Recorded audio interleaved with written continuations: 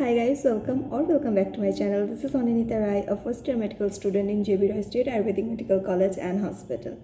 So in this channel I have decided that I'll be talking about those topics which used to disturb me a lot during my NEET preparation.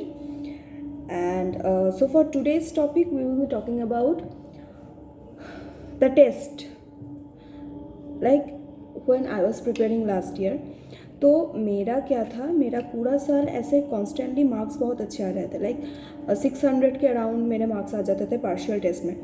पर जब ये time आया during February मार्च अप्रैल, जब February आया तो मेरा marks का ऐसे सडन फॉल हो गया. जब मैंने फुल मॉक टेस्ट देना स्टार्ट किया तो तब मेरे मार्क्स अराउंड 400 आ रहे थे, 600 to 400, 200 मार्क्स का एक सडन फॉल आ गया.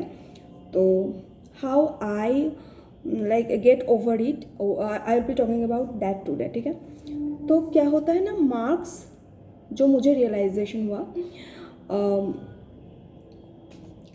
मार्क्स का जो स्टक हो जाना या फिर ऐसे सडन फॉल हो जाना, that can be due to specifically two reason. Either first one is syllabus जो होता है वो पर पार्ट में तो हो जाता है, पर जब वो एक साथ आता है जो पूरा सिलेबस, तब ऐसे मतलब हम लोगों का ऐसे दिमाग में नहीं रहता पूरा सिलेबस. तो इस वजह से, या फिर ऐसा भी होता है कि समटाइम्स सिलेबस कंप्लीट भी नहीं होता, मतलब पूरा सिलेबस कंप्लीट नहीं होता, पर ऐसे फुल मॉक टेस्ट देना स्टार्ट हो जाता है हम लोगों का. इस वजह से जिन स्टूडेंट्स का मार्क्स नहीं इंक्रीज़ हो रहा, जब उनका जैसे जैसे सिलेबस का प्रोग्रेशन होगा, उन बच्चों का मार्क्स इजीली इंक्रीज़ हो जाएगा जिन बच्चों का ऐसे सिलेबस के वजह से मार्क्स स्टक हुए हैं. बट द नेक्स्ट जो कैटेगरी है, those who don't analyse their paper properly, मतलब मॉक टेस्ट देकर आ गए, एक होता है एनालाइज ही नहीं करते, और एक होता है कि एनालाइज तो करते हैं पर प्रॉपरली एनालाइज नहीं करते. इस कैटेगरी के जो स्टूडेंट हैं, इनका जो मार्क्स जो स्टक होता है, that is the main issue. क्योंकि इन लोगों का फिर मार्क्स इंक्रीज़ होना, मतलब अगर मेथड ठीक नहीं हुआ तो मार्क्स इंक्रीज भी नहीं होंगे.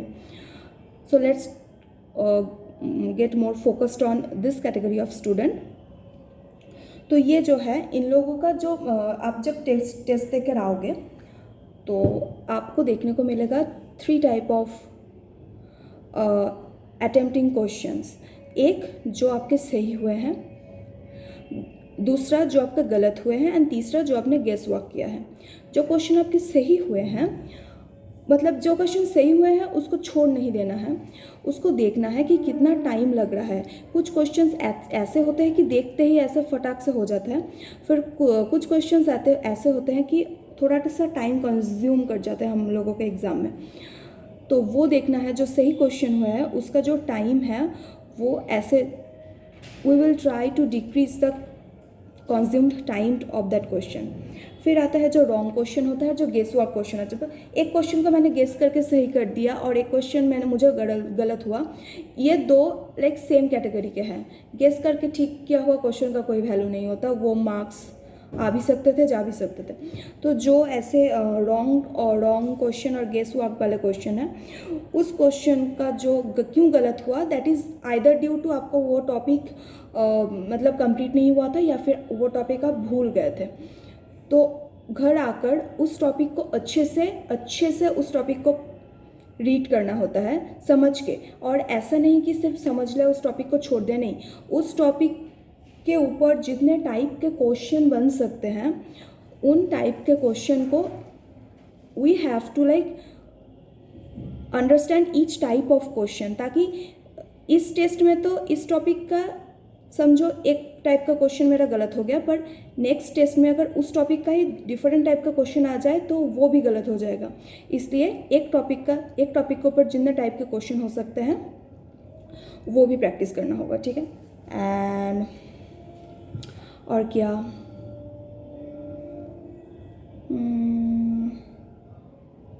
हाँ, और एक और बात ये है कि देखो, test marks matter but up to a extent. मेरा जो टेस्ट मार्क्स था वो बहुत अच्छा आ रहा था ड्यूरिंग माय नीट प्रिपरेशन, पर नीट में जब मैंने एग्ज़ाम देकर आई तो मेरा मार्क्स, मतलब टेस्ट में जैसे मार्क्स आते थे वो देखकर तो मैंने सोचा था कि हाँ वाह यार इस साल हो जाएगा, पर जब मैं प्रॉपर एग्ज़ाम देकर आई तो वो मार्क्स बहुत ज़्यादा घट गए। तो हाँ, टेस्ट मार्क्स मैटर, बट ऐसा नहीं कि इधर कम आ रहे हैं मतलब मेरा मेन एग्ज़ाम में जाकर भी कम आएंगे, या फिर इधर मेरे बहुत ऐसे 680 ऐसे मार्क्स आ रहे हैं मतलब टेस्ट में जाकर भी 680 आएंगे, ऐसा कोई बात नहीं। तो अगर बहुत ज़्यादा कम आ रहे हैं तो try to increase.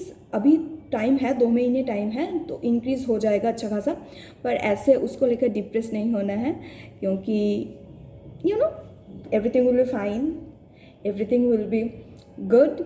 Just focus on your in present time which you are doing now, ठीक है। एंड आज के लिए आई गेस इतना ही। हाँ, और या I have also a Telegram channel जिधर लाइक अराउंड 100 मेम्बर्स हैं हम लोगों के, and we there talk about like test series. किसी का कोई डाउट होता है तो वो भी पूछ लेता है, ऐसे करके एक छोटू सा प्यारू सा हम लोगों का एक टेलीग्राम चैनल है, जिसका लिंक मैं डिस्क्रिप्शन में दे दूँगी। If you want you can join that channel, ठीक। आज के लिए इतना ही, मिलती हूँ आप लोगों को नेक्स्ट वीडियो में। अब से वीडियोज़ आते रहेंगे रिगार्डिंग नीट, क्योंकि इस 2 महीने बहुत ही मेंटल प्रेशर एंड ये सब रहता है, तो बीच बीच में ऐसे बात करेंगे तो अच्छा लगेगा। और बस इतना ही, चलो बाय।